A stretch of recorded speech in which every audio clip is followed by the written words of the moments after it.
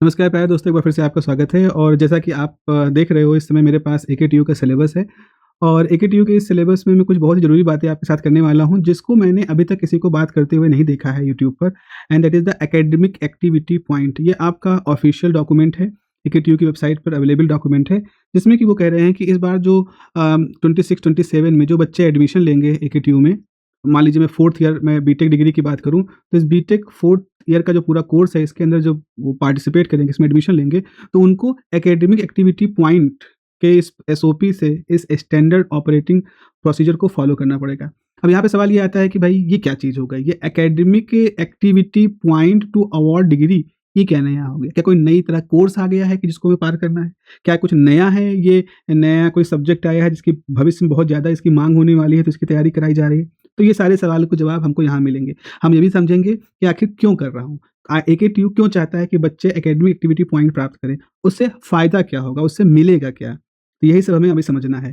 देखिए, पहले ही डॉक्यूमेंट के पहले हिस्से में ही एकेटीयू आपको इसके ऑब्जेक्टिव के बारे में बताता है कि to promote the holistic development of student beyond academics. AKTU चाह रहा है कि बच्चे सिर्फ़ किताब के अंदर दफ़न ना हो जाएँ, उसमें कीड़े बन के ना रह जाएँ। उनका सर्वांगीण विकास हो। सर्वांगीण विकास का मतलब होता है किताब के बाहर की भी दुनिया।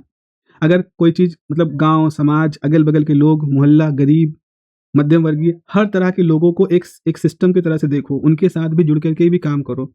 साथ ही साथ वो चाहता है कि कम्युनिटी एंगेजमेंट हो, बच्चों में इनोवेशन की भावना आए, एक सोशल रिस्पॉन्सिबिलिटी की एक भावना आए। ये इस सब को बढ़ावा देने के लिए एकेडमिक एक्टिविटी पॉइंट की बात चल रही है। बच्चों के अंदर लीडरशिप की बात हो, उनमें टीम वर्क की भावना हो, उनके अंदर एंटरप्रेन्योरियल स्किल्स आए, इसके लिए। और साथ ही साथ एनईपी की जो गाइडलाइन है उसको भी फॉलो किया जाए। तो ये करीब 4 ऐसे ऑब्जेक्टिव हैं जिनको एकेटीयू चाहता है कि उसके बच्चे अवेल करें, और इसलिए उसने ये सब इस तरह के एक नए एकेडमिक एक्टिविटी पॉइंटर की बात की है। बहुत एप्रिशिएबल। आप देखिएगा कैसे-कैसे इसका स्ट्रक्चर है, तो आपको शायद अच्छा लगे ये चीज़ें, क्योंकि करनी तो है आपको। अच्छा लगे चाहे बुरा लगे, आपको करना तो करना है। जैसे जितने भी बीटेक स्टूडेंट हैं, इन सबको ये एकेडमिक एक्टिविटी पॉइंटर को प्राप्त करना है। ऐसे ही जितने भी एफिलिएटेड और कंस्टिट्यूएंट कॉलेज हैं एकेटीयू के, उन सब के अंदर लागू होना है। चाहे बच्चा रेगुलर एंट्री करे, चाहे लेटरल एंट्री करे, चाहे ट्रांसफर कैटेगरी का हो, सबके ऊपर ये एकेडमिक एक्टिविटी पॉइंटर लागू होगा। मैं फिर से बता दूँ, ये इस बार जो सेमेस्टर में एडमिशन लेंगे, उनके लिए है।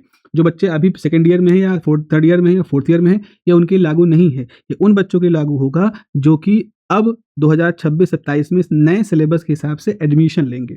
इसीलिए ये मान के मत परेशान होइए कि मैं तो 3rd ईयर में हूँ, क्या मैं क्या करूँगा? मैं तो 4th ईयर में। नहीं, आप लोग के लिए नहीं है ये।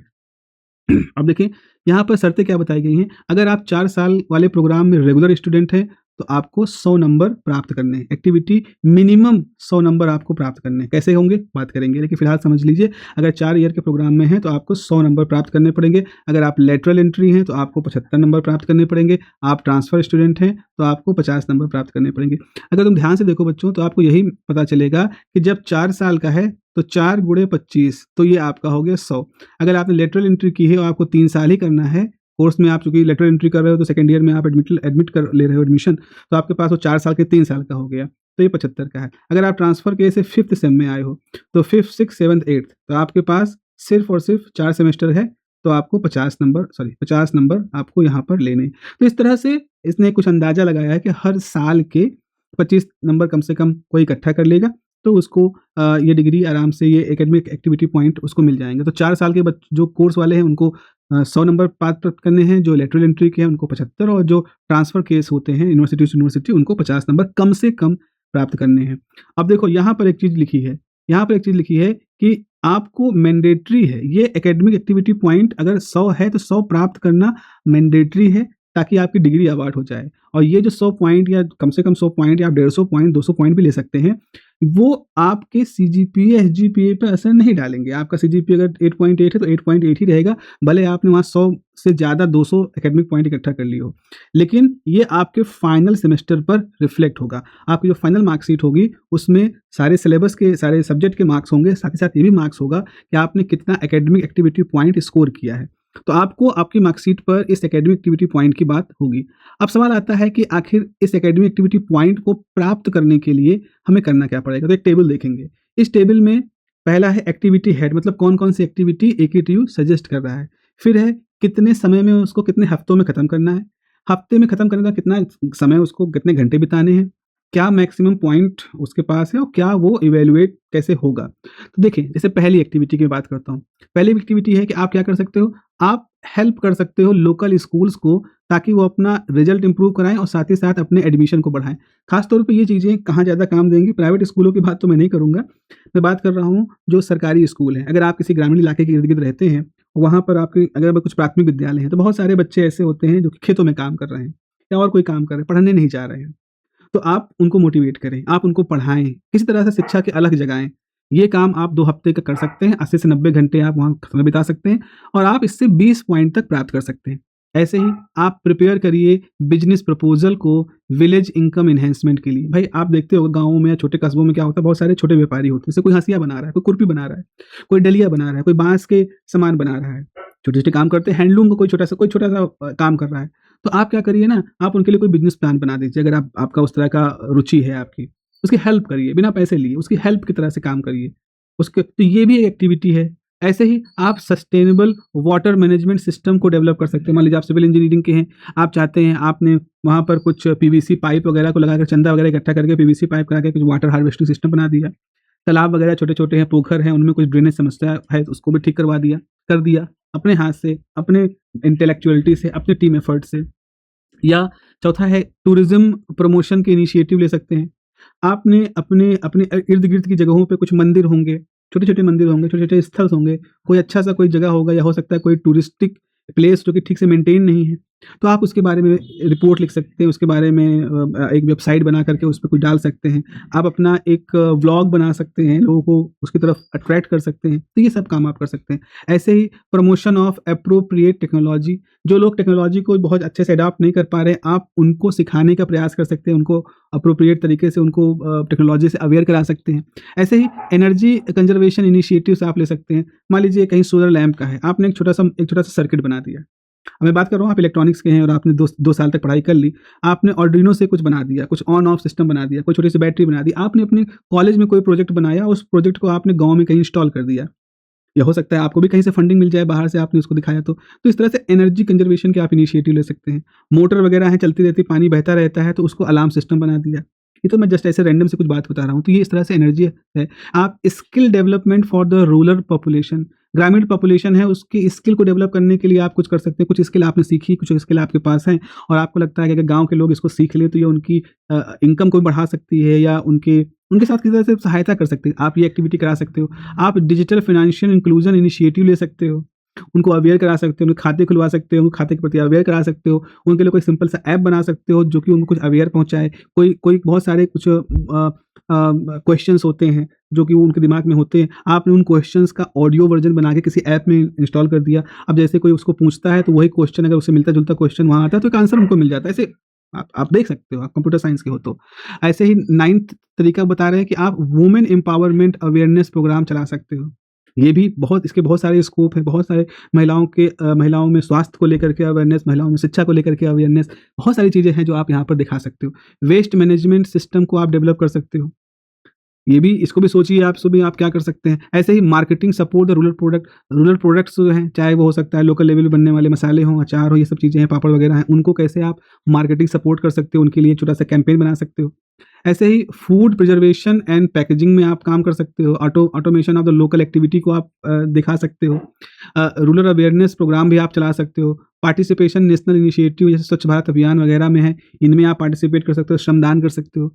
Rain water harvesting awareness programme है, इनमें आप पार्टिसिपेट कर सकते हो। तो ऐसा 16 सजेशंस दिए हैं।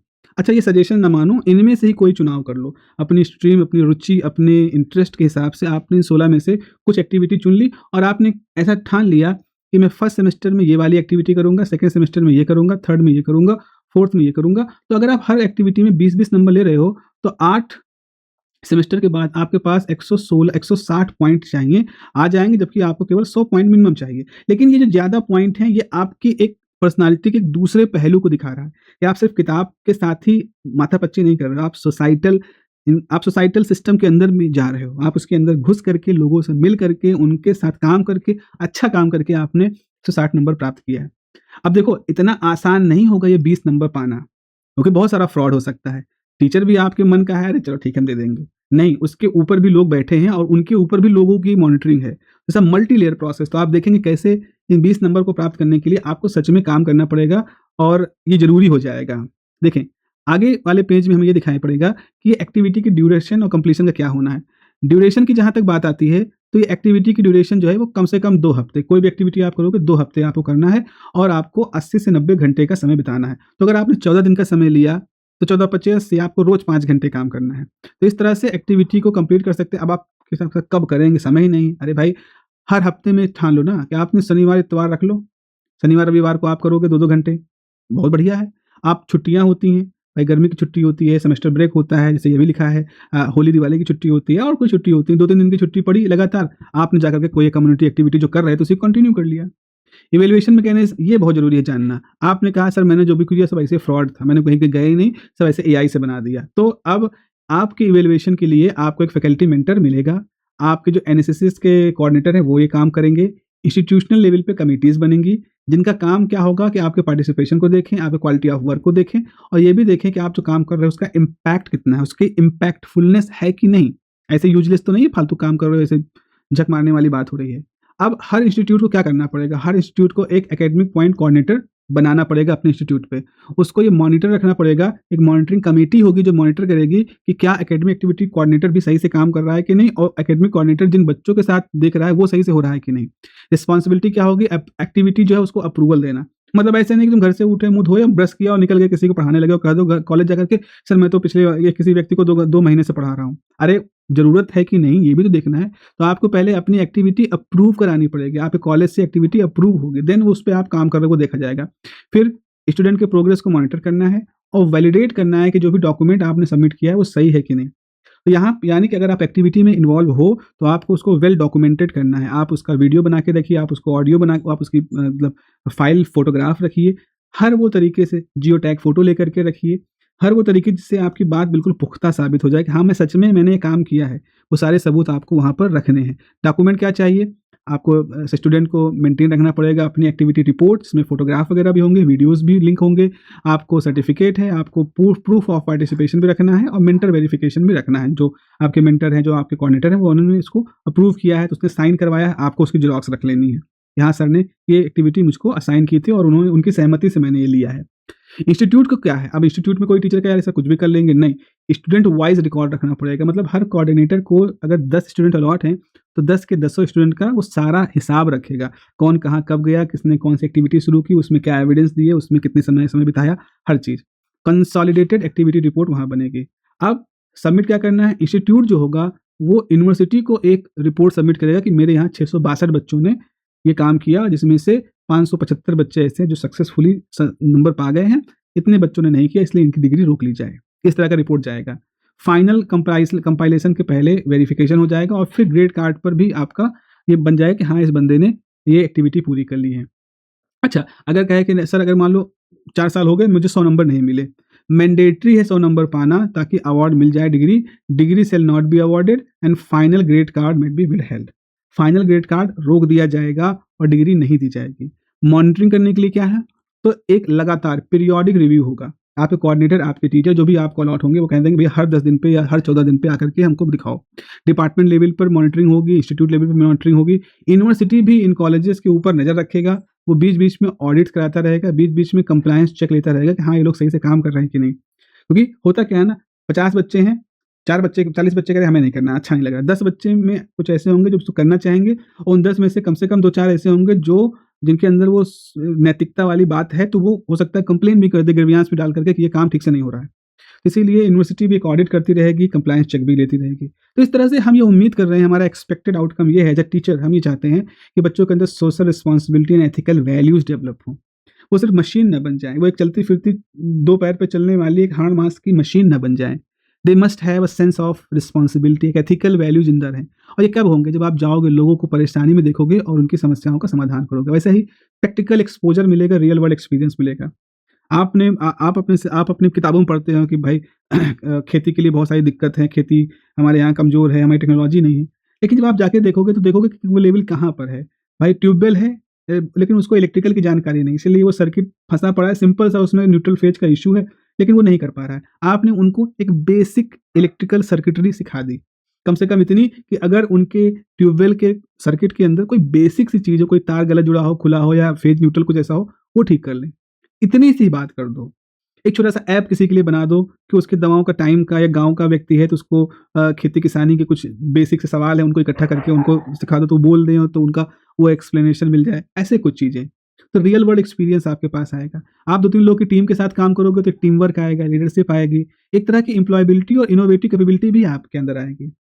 आप वहाँ पे जाओगे, देखोगे, आपको आइडिया मिलेंगे, आपको बिज़नेस के आइडिया मिलेंगे, आपको समस्याएँ मिलेंगी, उनके समाधान के तरीके भी आपको मिलेंगे। वहाँ से आप 4 लोगों को और भी रोज़गार देने वाले एंटरप्रेन्योरशिप के आइडियाज़ ले सकते हो। तो इस तरह से आप ये जो पूरा हिस्सा है, ये 2020 एनईपी 2020 के साथ अलाइन है।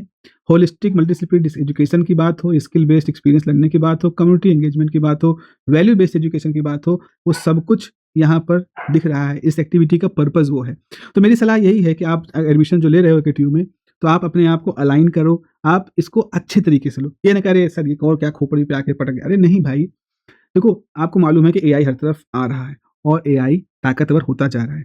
एआई जो नहीं कर पा रहा है वो ये है person to person interaction, person to person empathy, person to person एक मोहब्बत, एक लगाव, एक समस्या को सुन करके दुःख महसूस करके उसके समाधान की सोच, ये नहीं एआई कर पा रहा अपने आप। वो प्रॉम्प्ट कम मोहताज है। आपने उसको जैसा अगर समस्या उसको सही समझाई, वो कुछ वाजिब सा हल दे देगा, नहीं समझा पाए, नहीं देगा। तो अगर आप समस्या ही नहीं समझ रहे हो, तो फिर क्या ही कर रहे हो?